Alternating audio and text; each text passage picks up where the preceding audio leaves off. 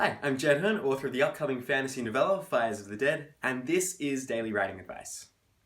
In today's episode, I'm going to tell you about the worst story tropes, the ones that annoy me the most, the ones that are just objectively bad. And a story trope is a common motif that occurs in stories of the same genre. So for instance, the trope that shock, surprise, horror, the villain is secretly the main character's father. Dun dun dun. And the worst trope is, for me, this. Are you ready? Okay, here it is. None of them. There's no such thing as a bad trope.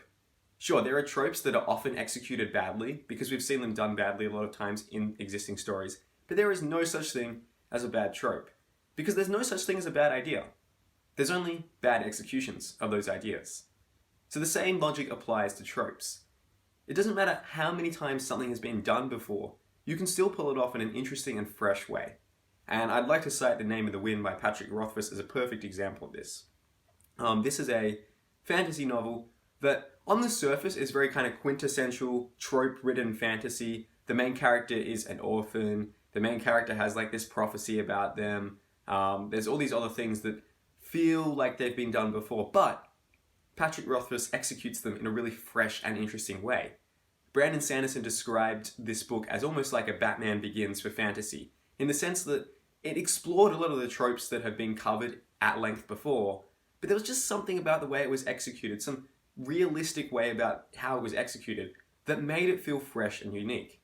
So for example, in The Name of the Wind, the protagonist is an orphan, and he spends time living as a street urchin. Now by no means are those original ideas, and they're certainly quite common in fantasy, but the level of detail and the level of specificity to which Patrick Rothfuss fleshes out this time of the main character as a street urchin orphan makes it feel unique. And that's how you can make tropes feel unique in your writing. It doesn't matter if they've been done before. It does make your job harder if they've been done before, but it doesn't matter if they have been done before.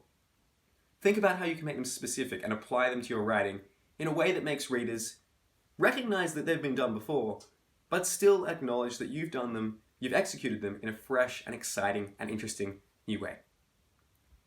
So that's our episode. I've been Jed Herne, and this has been Daily Writing Advice. Thank you so much for listening, and go write some extraordinary stories. See ya.